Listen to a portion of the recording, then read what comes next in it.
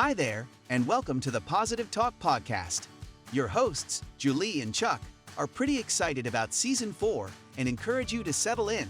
Take a deep breath and enjoy this week's episode while they merge faith and psychology with a twist of encouragement. So, welcome again to the Positive Talk Podcast. Here are your hosts, Julie Homrich and Chuck Allen. Hey everybody, it's a great day to find an encouraging positive word here at the Positive Talk Podcast. And thanks so much for that introduction. We talk a lot about change in our lives here, don't we? Right. I mean, at the Positive Talk Podcast, it's truly the only change we actually have control over is control of our life. Our ability to effectuate change, right? We sometimes think we want to change other people. Yeah. But we've talked a lot about how do we kind of stay focused, stay in our own lane. Yeah. And focus on change in our own lives. But today, we're going to take it maybe A little different. Yeah, we're going to stay in our lane, but we're going to learn a little bit more about how do we help people. But when we think about this, I look at our topic today, and you hear a lot of people ask questions about how to act or react to family or friends or significant others when they're struggling to make good choices. Right. They're kind of like, what's my role? What can I do? I know I can't change them. Right. But what can I do to help make this process move forward? But that's a healthy question, right? Right. Like, what can I do? Because we're in relationship with people and it affects us and we care about them. Well, because we want to help them and we want to help them enough to involve our best self. And I think that's just kind of an indicator. Yeah. Like, do I want to get involved because I just want to radically change them, or can I bring my best self to the process and then allow that to be beneficial? I think that's a really good distinction because again, we're focusing on what we can or cannot do versus how we're going to change them. Yeah, I like that. And so short-lived change and unhealthy dependency, though, those are pretty interesting dichotomies. Yeah, well, I think that comes when we basically try to make change happen for someone else instead of aiding in the process of change. They become dependent on us instead of on themselves. And then the change is usually short-lived because once we take our hand off of it, what happens, right? Yeah. But if we keep doing that, then inevitably we are going to move toward codependency. Exactly. Yeah. Exactly. So, but I think for people, including me in this conversation, trying to determine how do I maintain my best self and I can kind of actuate change by just being a part, not being the change. Right. I think that's such a great distinction that you just identified. And the distinction that we make in the therapeutic world when we discuss this concept, we actually do this by distinguishing between two words, supporting versus enabling. Okay. So this is how we can learn how to hold healthy boundaries with the people in our lives, whether it's a partner, a friend, a coworker, or a child. I mean, this intersects every area of our lives, right? I mean, we're constantly going to be having to make these decisions, and we want to be able to support people without enabling them toward maybe somebody who's not their best self, right? Yeah, right. So I think it's probably important to remember that when people are enabling, it's not out of a poor motivation. Usually not, no. Yeah, usually I want to help. I want to help, So I have a sister who has struggled with alcoholism most of her adult life. And I was a part of enabling in a lot of that. Yeah, and a lot of times we don't realize it. Yeah, I don't think I did at the time, because at the time I thought I'm doing the right thing for my sister. Yeah. I love my sister. I want to help my sister. So I inserted myself into a role that didn't allow me to be my best self. Right. And I became part of the problem with it. I have no idea that I was doing that. Yeah, and when we do enable versus support, we do unknowingly become a part of the problem. So we can believe we're being supportive and not know we cross a line and become enabling. Absolutely. Yeah. I think that's what happens most of the Yeah. time. And I think it is important to start by defining support and enabling, Mhm. right? So Yeah. for our listeners, if maybe you've heard these terms or maybe you've heard them in a different context, the way that we're going to talk about it today is going to be a little bit different in terms of relationship, because I think the truth is, even though we hear about it most in relationships where there is addiction, Right. like you mentioned, Chuck, this can affect us in our parenting. It can affect us in our workplace. Yeah. It can even affect us, and I think this is a fascinating concept, in our relationship to ourselves. We can enable ourselves. Okay, right? that's a whole show. Yeah, yeah. Well, and I think when we do that, if anybody is listening and you feel like you're kind of chronically underperforming, you're never really reaching your potential Yeah. because you're constantly making excuses for yourself, Mhm. you might be enabling yourself, not towards something good, but actually towards the opposite. That's a very cool litmus test, though. Mhm. You know, I mean, and even there are lines we have to be realistic. Right, You know, right. but I don't know in your office, but in mine, that seems to be a common thread these days. Mm-hmm. Yeah, especially when basically what COVID did is it turned a big mirror on ourselves, and we started to see, without all the distractions, we started to see what was there kind of behind the scenes. And I'm going to share this very straightforward equation to kind of help with this toward the end of the podcast today. But I do think if we can get that kind of into our decision-making process, it's a big help. Yeah. So to follow this theme about support and enable, I love how, can you spend a little more time and unpack support versus enable? Yeah. So we often use a term in the psychological community called scaffolding. Like outside of a building. Yeah, okay. Right. So my husband always makes fun of me because he says it's like my keyword, like my code word. I say it all the time about stuff. I'm like, maybe we should just provide some scaffolding, and he's like, okay. But essentially it means exactly how it sounds. Right. When you put a scaffold up on a building, you're providing extra support so that the building can have what it takes to grow, right? You provide that sort of foundational piece. Eventually, when the building's foundation is secure and when it's firm, you can slowly start to remove the scaffolding. Right. We see that. Now, if you don't ever put up scaffolding, there's a chance the building just won't grow securely, or it won't grow tall enough. But if you leave it up forever, then you're actually hindering that building's functioning, and it doesn't really kind of become all it's meant to be. It just doesn't seem finished, right? When you see a building with scaffolding on it. It's the same way with people. We support them to help them grow. But when we start doing things for them that they need to learn how to do for themselves, or, and this is a big one, we mitigate the natural consequences of their behaviors. That's when we start enabling them to stay in that unhelpful behavior. So that last phrase, I think it's worth kind of coming back to.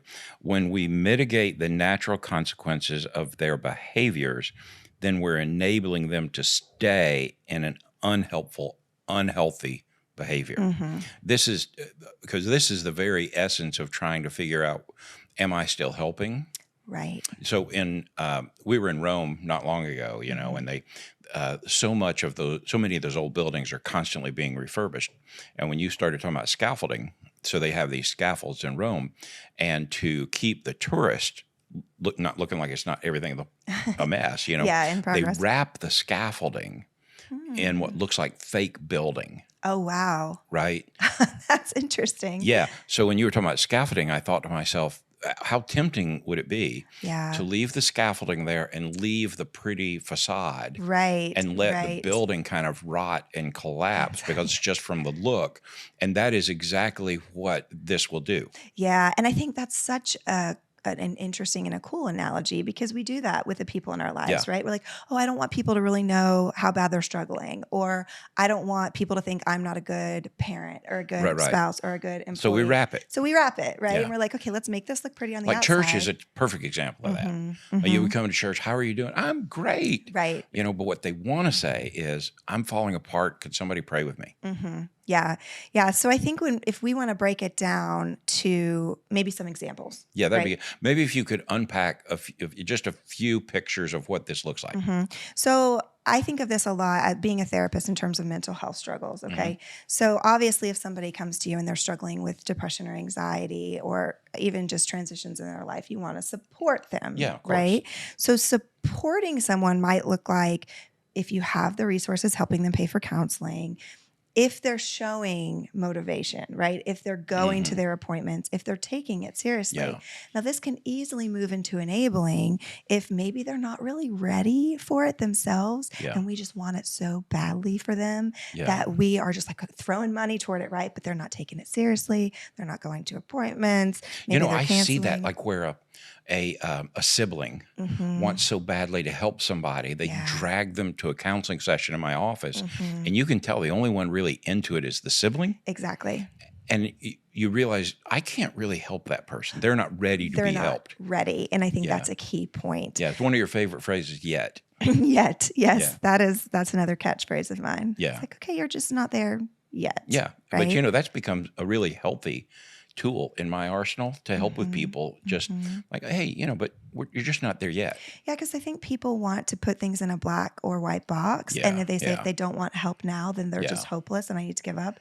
And we can hold both of those things true at the same time. Maybe they don't want help now, but Yeah, yet. I right? like that. And we Yeah. can wait and we can support without enabling Yeah, in that's the beautiful. process, right? Yeah. This happens a lot with kids. I'm a parent. I think sometimes, and I hear this a lot, especially with social dynamics, right?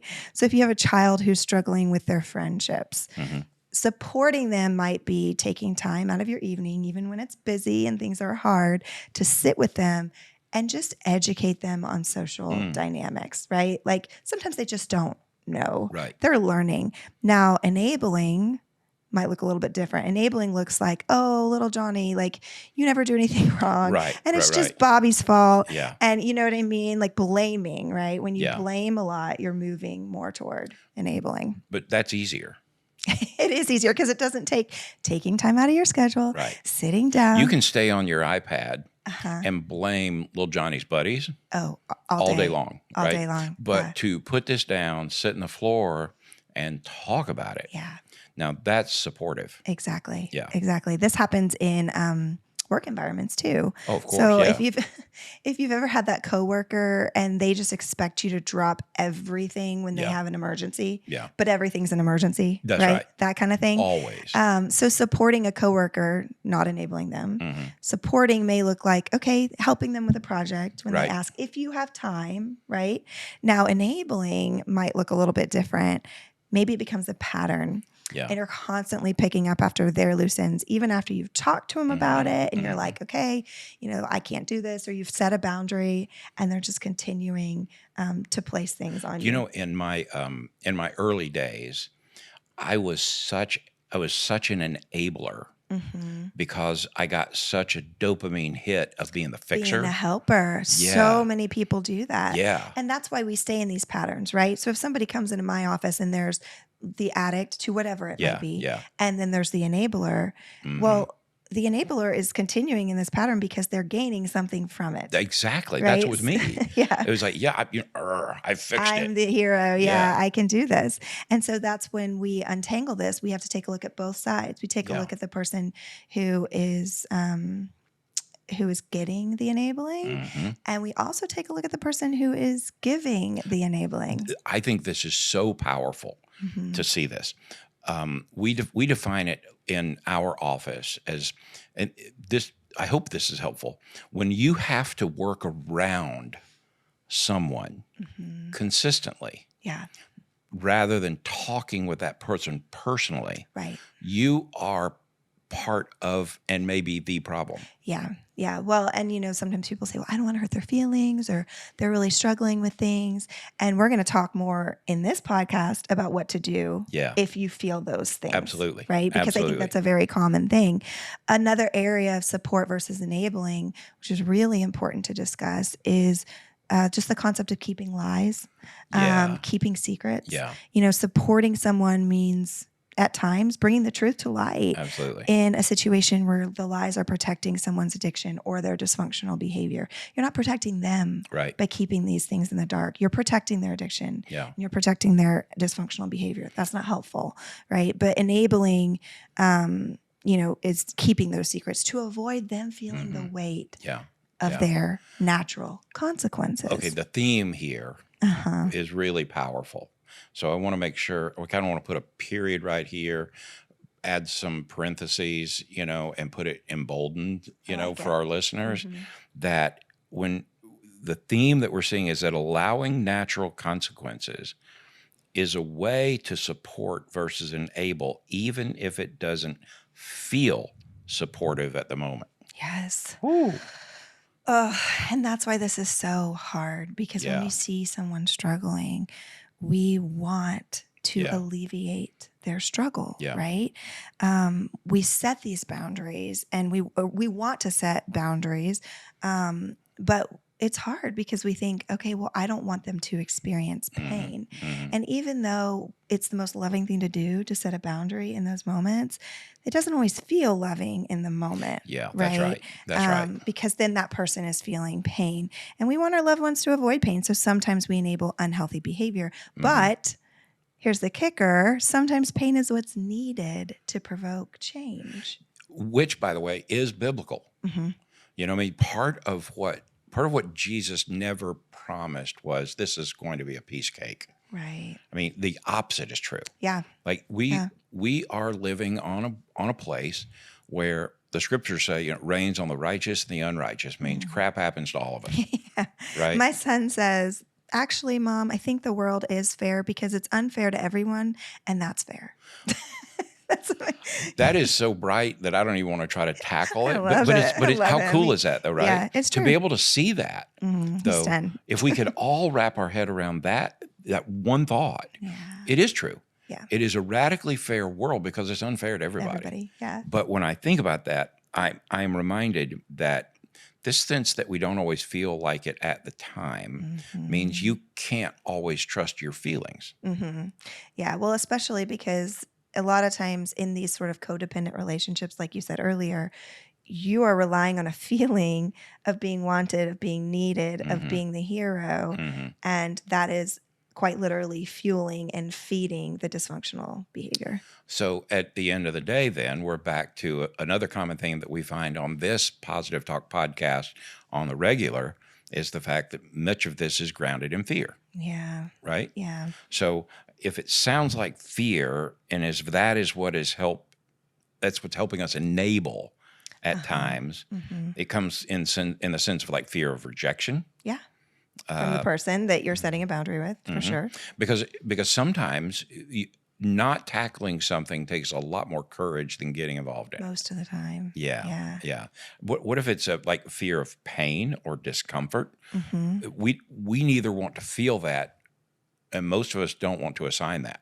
Yeah. If we feel like we could prevent it, right? We want to try to fix that. Yeah. So when we feel like we could be one to possibly remove that pain, it's like, ooh. I want to help, right? And then, you know what I find all the time? Like when I have been the enabler, what I discover is I'm the one that becomes overwhelmed. Yeah. Because I've taken all that on with the assumption I can carry it. And then I become the one that is in need of help. Exactly. And the person who actually needs to change the behavior they're not experiencing any of the consequences. They're just frolicking through it all. You're experiencing those consequences. I see this in faith-based world all the time, where as a follower of Christ, the sense is, okay, I need to help fix everybody. Yeah. But that's not our assignment. No, it's his. Yeah. And it's only with the choice of the people if they want to be fixed. And so the more we feel like we are the solution,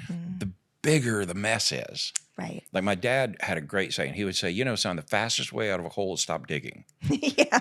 That's so good. I think that's good for people who are in a situation right now where you feel stuck with this. You feel like, I want to support my child, but I don't want to cripple them, enable them. I want to support my spouse, but I don't want to enable them. Yeah. Okay, sometimes taking your hands off for a minute actually will show you what's really going on and what really needs to happen moving forward. My encouragement would be, take a look in the mirror and use some of these litmus tests that Julie I can't talk, that Julie has unpacked for us a little bit. And I would say, don't let the situation get where you are so overwhelmed that you cannot be help of any kind. Yeah. Make sure that you grab hold of this earlier. Right. I've seen this happen where everybody crashes and burns. Burnout. It's just a disaster. Massive burnout. Yeah. Yeah. And in a faith world, then all of a sudden you have shame, you have guilt, and all the other, negative adjectives I could throw out there, and you're just weighed down, and all of a sudden you forget that, wait a minute, Jesus said my yoke is light, it's easy. Just, don't take that on. Yeah. But here's what I hear a lot is, but I don't want to seem like I'm ungrateful, or I don't want to seem like I'm not giving enough. Yeah. Well, and I think a lot of times if we look at the enabler, there's an underlying belief that their worth is tied to what they can offer others, right? Instead of their inherent worth as being a child of God and being loved and being valued. It's all about, what can I provide for other people? And if they don't do that, then they take on this sense of like, well, if I'm not a helper, what am I, right? What am I, yeah. Or they're fearful of, especially if there's been a pattern of enabling, then all of a sudden when you stop, it's like, oh, well, what's happened to you now? You're being selfish, Okay, right? I see that all the time. Yeah. And in reality, it's one of the best things for the enabler and for the addict. Yeah, right? it is healthy to take a look even at the life of Jesus and just ponder. When Jesus walked into a city, he didn't heal everybody. Right. And that's where we come back to this point of this pain point, right? Where we want to avoid people in our lives experiencing pain. So much so that like, we'll take it on ourselves, right? And sometimes when we see the model of Jesus taking on, people's pain, we think that we need to do that, but there are boundaries that will help us to be able to continue to walk in that. And really, quite honestly, not all pain needs to be removed or avoided, like you mentioned, Chuck. That is an aha for most of us. Yeah. Well, and I think some pain is absolutely necessary. It helps us grow as people. It helps develop character. Yeah. It helps develop self-control, right? Yeah. You never know that you can resist temptation if you've never had it, right? It helps you have this ability to meet others deeply in their pain and provide hope and healing. I mean, some of the most incredible people have been through immense pain because somebody didn't enable them to continue and take any great Bible character story, and they've all experienced pain. Yeah. I've raised 6 daughters. Yeah. I've seen so much hurt, so much pain, and as a daddy, you desperately want to remove it, and yet it's an essential part of the natural maturation of us humans, even biblical. Yeah. And a lot of times, if you've had a parent who is very enabling, you have this false belief that you shouldn't have to feel pain. Yeah. And so then when things come your way, it's very hard to be resilient because you have this sense of like, I shouldn't have to experience pain. I bet 20% of the people in my office have that discussion. And then it passes on to the kids, right? Yeah. Because they're protecting unfairly. them, bubble wrapping them. Yeah. Like unfairly. And so, the Bible has something to say, though, about this fear of disappointing people. Yeah. And it comes back to what you said a minute ago, and that is, do you trust the power of God enough to heal, or do you believe that's on you? Right. Because the scripture says perfect love, which we don't possess, but he does, can indeed drive out fear. Yeah. Both for the enabler and the enabled. If we want to be supportive, then part of this is the introduction of how can you trust God? Right. As opposed to how do you count on me? How do you stop digging? Right. I think people come in and they're like, how do I let go of the shovel? Like, I don't know how to do this. Yeah. I see this in pastor world a lot, where pastors kind of get this God complex. Oh yeah. Like, I can fix it all, and you need to count on me, and you need to come back to see me. And before long, that pastor's ego can't get out the door. Well, and then because of the nature of the world being a fallen and broken world and people having their own free will, that pastor either becomes the hero or the villain. Yeah, that's right. Right? It's like, oh, that pastor, he said he could fix it and he didn't, right? Yeah, that's or, right. oh, that pastor's everything. And then, put on a pedestal that you're going to fall from. So when I speak with pastors, often I just have to remind them, remember, this is not on you. Don't own that because it's not yours to own. Yeah. Yeah. I think returning responsibility is a really good piece here. That's I say great that phrase. all the time. I try to encourage people. I say, return responsibility where it needs to be. And, when I mention this to clients in the office, a lot of times they'll say, but I can't get out of the way. Like, I can't stop digging. I can't drop the shovel because if I do, they won't choose the right thing. Right. And to that, I say, guess what? They're not choosing it now either. That's right. You're choosing it for them.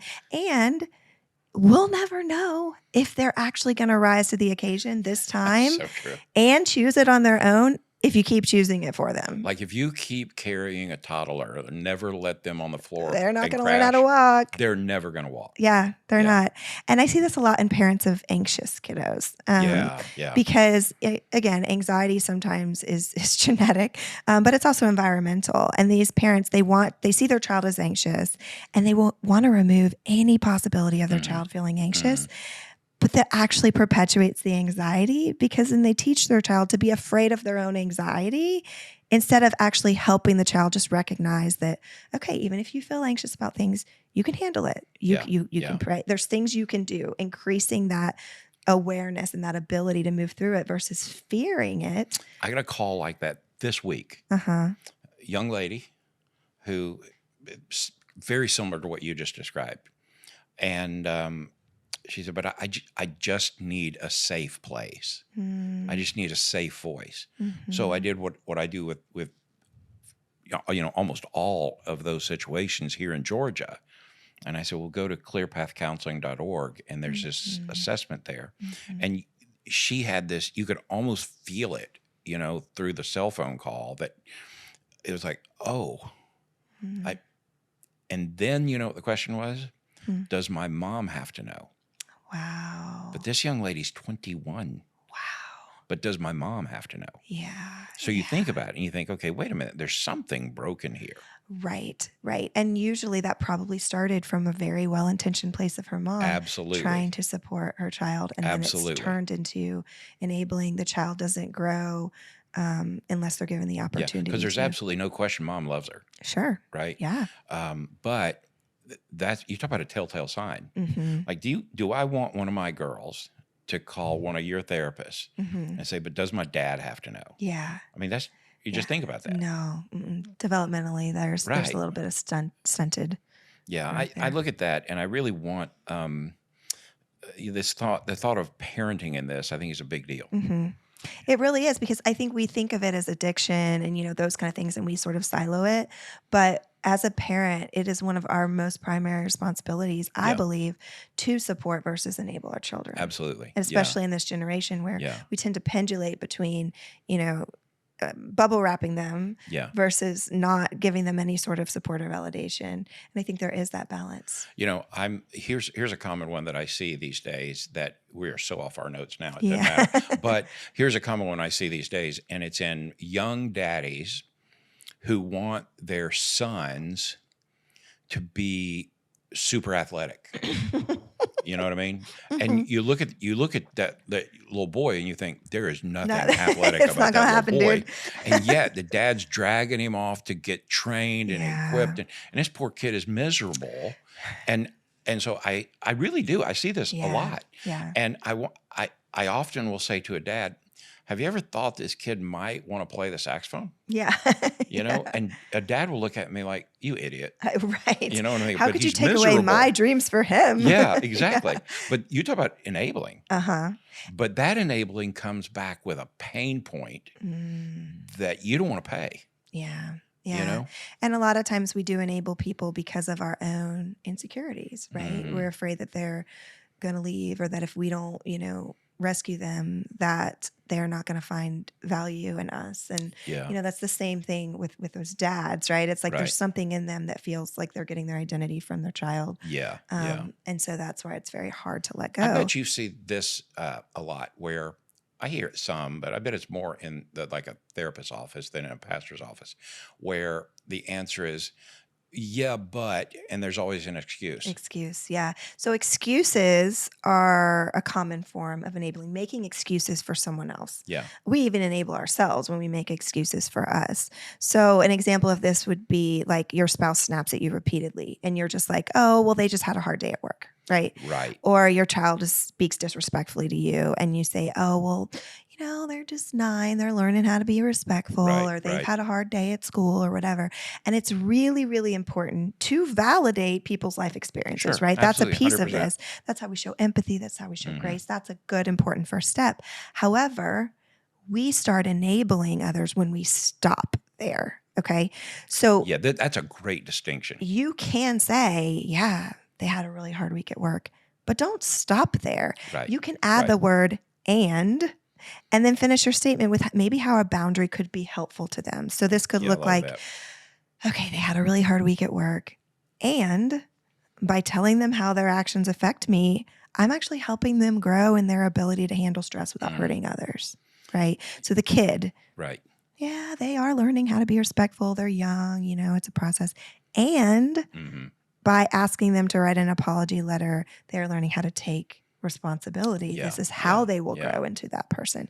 It's not an either or. It's not either an excuse or not. It's a both and. Yeah, I like that. I like that a lot. Part of what I like about that is that it helps give some definition to supportive. Right? The definition of supportive is kind of in that the alignment with, I want to help you move through, right? Not around, not avoid, but I want to help you move through, but I'm not going to move through for you. Right. It's the process of aiding and supporting and holding without carrying necessarily. And there will be times where maybe you will have to carry, but it's just not a permanent thing, right? And I think that's the discernment piece of trying to figure out when's the right time to kind of let them go a little bit. And I think in that case, we look for patterns, right? We look for patterns. Is this something that we've been doing a long, long time and we're not seeing any fruit from it? Right. And then we look for, not only are we letting go a little bit, but we're also helping provide opportunities for them to take those steps, getting them involved in counseling, helping them learn skills and tools that they need. We're not letting go completely, but we're letting go of our ability to do it for them. Yeah. So I have a question that I just want to throw at therapist Julie here for a minute. Right, okay. So don't you love it when I do these things? Just throw it this way. Okay. So what happens though when you say, but I'm just done. I've done all I'm just done. You're burnt. Nobody's done what you've gone and carried them through the mess, right? And then there's an expectation that they're gonna do what you ask them to do, and they don't. But they don't. And they don't. So now you feel defeated, maybe resentful. Now you're angry. So now we have 2 dysfunctional lives. So where do we go when we hit that wall? So I think when we talk about either the enabled or the enabler, both ways out involve taking responsibility. So the enabler, the one who's now angry and bitter and frustrated, a big piece of this is them doing what you did and taking responsibility for the fact that I really tried to be God to them. Right. I really tried to fix them. I really tried to be something that was never my role to begin with. Nope. And there is an element of responsibility there that can bring so much freedom to know that you can take your hands off, right? Because then again, it's not blaming. Right. It's saying, yeah, I did provide all these things for them and they chose not to do it. Yeah. So, I think taking responsibility is a good piece. And then being able to validate yourself in letting go, right? I think that's hard for people. It is hard. Yeah. I don't know how that happened in, how kind of the American life, it could be worldwide, I don't know. But I do see more and more middle-aged people. Like I would like to consider myself middle-aged, but I'm actually old now. So what defines that? I'm not real sure. I mean, so maybe you're still middle-aged. I feel pretty friggin' young, actually.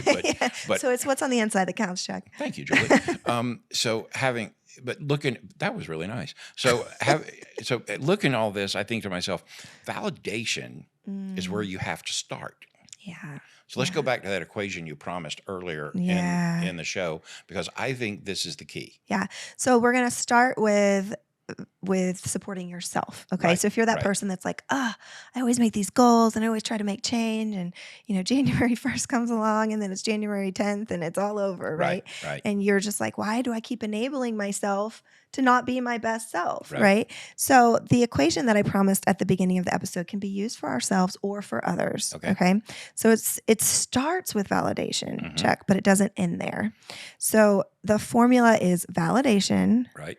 Plus boundary, right, plus choices, and I forgot to put in equals, but equals support. Okay, wait a minute. Validation, and you can't stop there. No. Validation in and of itself can be a helpful start, right? But it can also be a dangerous end if you end, right? Yeah. So validation plus boundary. Yes, this could be a boundary you set with yourself or someone else. Because boundaries are not inherently negative. No. They are your friend. Yes. Boundaries are your friend. Will that be your next tattoo? That should be my next tattoo. Julie, I don't have any tattoos. I will pay for you to get that tattoo. Boundaries are your friend. I think, really, I mean, in the sense of this partnership with Positive Talk Podcast, I think you owe it to our listeners to get My husband would not be surprised if I had that on my arm. Yeah, nor would Jenny. You know what she says when people ask about it? She was like, that's just so Chuck. So Chuck, yeah. It's like, thanks, babe. Well, Daniel would be surprised that I got a tattoo. He wouldn't be surprised about the content. Okay, so validation, because I love boundaries. Wow, that was an open-ended statement I love boundaries. That's I do why. too. And I'm actually preaching on boundaries this Sunday. Which is awesome. Yeah, go to figure. have a pastor do that. And I think a lot of times, especially in the church, we start with validation, like, oh, you're having such a hard time, all that stuff, Bless which your is heart. great, right? Yeah. But then we have to add a boundary for ourselves or someone else. Yes. And then the third part of the equation is choices. So validation plus boundary plus choices equals support. And you're probably thinking, what does this actually mean? And how do I play this out in my life? That was my next question. Yeah. Okay. So here's how it looked for me this morning. Okay. I'm training for my first full marathon. And just for the folks that don't watch this on video, I'm not. Don't watch this on video. But here's the deal. I've run many half marathons in my life, but never a full one, right? So this morning I did not want to run. Yeah. Okay. I was exhausted. As you can hear in my voice, I'm still kicking this cold from the This is the foster third kids. episode you've been fighting a cold. When you bring new kids into your home, they bring all the love and all the germs. And thanks for sharing it with me. That's awesome. Are you sick? No, but I'm sure I will be. Okay. Well, maybe we should have a boundary right now of space. like clear plastic. Yeah, like they do at the restaurants. So this morning I was exhausted. I'm still kicking that cold from the foster kids. We're about to have new ones come tomorrow. It would be really easy to enable myself with, you don't need to run. You've got a lot going on. And I know for myself, this thinking snowballs into like days and weeks of not running, right? Yeah. So what I did instead, I validated my concern. Yeah, Julie, talking to myself over here. It makes sense that you're tired. You've had a lot going on and, that's hard, right? And here's one reason why validation is so important, Chuck. It helps us to remind our brain that we're on the same team, because our brain is constantly trying to keep us alive. And if it's telling you you're tired. But our brain doesn't always feel like it's on my team. Yeah, right? We fight against ourselves a lot of times. If you ever feel like you're your own worst enemy, start by just initially validating what you're experiencing, because your brain wants you to see what it's trying to tell you. This is so helpful. Truly. I mean, don't you think most people, when they're trying to build anything, discipleship in their life, growth, development, physical attributes, whatever it is you're working on, there is that season you have to say, but I'm going to do this. Yeah. Yeah. Like I have been working on upper body strength because I want to be able to, throw a ball with my grandsons and play and carry them and all that kind of thing. So I had a similar thing this morning. It's like, Chuck, we were out late last night. Jenny and I went to see the play, Tina Turner. Were you singing all through it? Yeah. At one point, I literally stood up and I was dancing. Oh my gosh. I wish you had a video of that. Jenny, well, she has one. I think we should put it on the podcast page. Yeah, probably not. Probably not. That's you get all this thing moving. It can take about 30 minutes for it to stop. Oh my God. I mean, it's just not good, Anyway, so I was out late last night and I didn't eat good. So this morning, it's like, I don't want to do my push-ups. I don't want to do my curls. I don't want to do my squats, right? So I just know. So I didn't know I was validating myself, but I was. It was like, but Chuck, you know what? You're right. It was right. a late night. Yeah. You're right on that part. Yeah, absolutely. But then you set the boundary with yourself, right? But I promised myself, I want to honor myself. Keep your promises you make to yourself, not just everyone else. So for me, it was like, oh, I'm so tired. I don't want to run. There's the validation. It's okay, Julie. Like, yes, you are tired. Then I set the boundary, but you promise yourself you get some exercise done because your race is fast approaching. It's in April. After that, I did the third part of the equation, which I gave myself choices, because again, remember, our brain, if we like corner it in, it's going to fight back. Yeah. It's going to fight back, and we're going to, maybe do some things that are not so helpful and maybe self-destructive. So I said, you know what, Julie, you can choose to run the full 5 miles in your training plan, or you can do a quick run walk because maybe your body needs a little bit more chill workout today. So you start with a validation. You move to the boundary, and then you give choices. Yeah. Okay. This is how you support versus enabling. Now, this works with kids. It works with coworkers. It works with spouses. With kids, it might look like this. Yeah, buddy, you really wanted that toy. Right. Validation. But it's not in our budget. Boundary. You can choose to take a picture, or you can choose to write it on your birthday list, right? Choices. I mean, we have a whole thing in my phone of pictures of toys that my kids are going to have on their birthday list. This is true in almost any process, though. Same concept. It works everywhere. Yeah. Like the concept, like a daughter that wants a new car. She's old enough, but it's going to put her in debt that she can't really manage. It's like, baby, I know you want a new car. I feel that. Yeah, And honestly, I want it for you. Yeah. Validation. The boundary is, though, the budget that we built for you this year just doesn't have room there. Why don't you think about it? Because here's some choices. Right. Yeah. And maybe it's like, maybe that's just at a later time, right? You can have a boundary of time. And that's so in yet. my personal life, I saw, that's why I went to that, analogy is I saw that happen in one of our girls when they were about 20 and they made the wrong choice for them. And it only took like 6 months before it was Daddy. Yeah. And so everything in me wanted to say, okay, I'll just take that car from you and I'll make the payment. But I thought, no, if I do that, then there's no learning in that. So the hardest thing in the world, let's say, well, hon, remember that choice? Yeah. So you can go sell that car. Right. That's a good choice now. Right. And it's so painful beyond that end. And yet she never made that mistake again. Yeah. Then they turn into people who recognize that their choices have consequences, good or bad. Yeah. Right. And I think that for many of us, especially in parenting, we feel like we have to be perfect. Like we're like, I want to be the perfect parent. I want to do everything right. And this is where that validation piece comes in. I think I have a lot of clients in my office who are adults and they are working through issues with their parents from their childhood. Maybe they're parents now and they're trying to figure out how to parent differently. And they'll say to me, I just wish I could talk to my parents, and I don't expect perfection from them.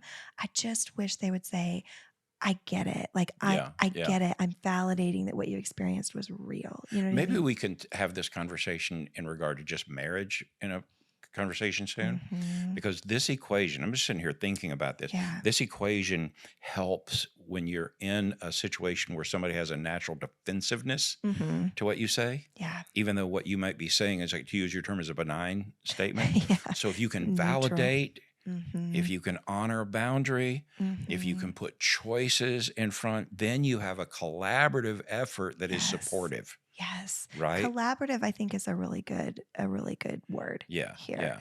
Not overstepping or not taking on. I can't think of the word. Not owning something. Yeah. Because I will say many times, sounds like you're owning someone else's problem. Yeah. That doesn't mean that it's like, oh, that's your problem, I don't care. Right. It just means let's return responsibility, and then let's identify what is your actual responsibility in this. I love that. So it's interesting, in the middle of the equation is one of your favorite words, boundaries. Yeah. And it's there in the middle for a reason, because without it, the choices aren't healthy. Yeah. Without it, the validation becomes harmful. Right. And enabling. And you never get to supportive. Mm-hmm. Exactly. Boundaries are the essential element, right? Yeah. So if you're hearing this today and you're like, okay, I don't really know where to start. Mm-hmm. Well, you can start by validating the fact that maybe you just weren't taught how to do this, and that's okay. You can learn, right? And start with validating yourself and then learning about boundaries. Absolutely. What boundaries do you want to set for yourself? What is preventing you from setting those boundaries? And start small. I think that's a lot of wise counsel. Just for our listeners, real quick, I wrote my sermon, but I sent it to my partner Julie to proof for me, because I wanted, when I talked about boundaries, I wanted to ensure that I was merging faith and science.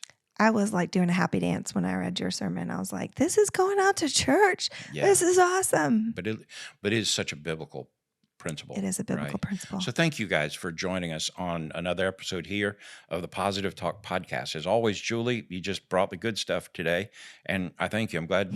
I don't know what we do without your research and your brain on this thing. I really, every week, I feel like I'm just kind of along for the ride. You are an incredible translator.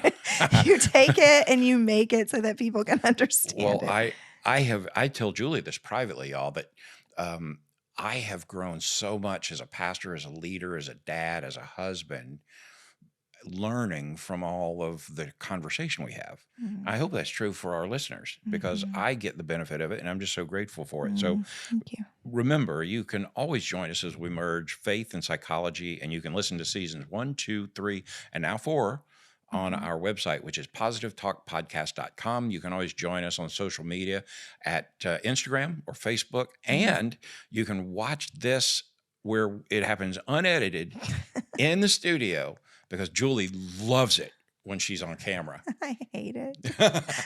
Which is why we do it. So let me just say this to you. Have a great week and go in peace. Go in peace.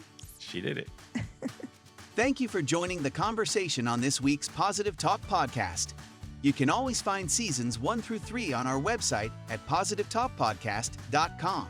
If Julie and Chuck shared something that inspired or encouraged you, please share this episode with friends, family, and your social media platforms. You can also find us on Instagram and Facebook at Positive Talk Podcast. As always, thanks for joining us, and go in peace.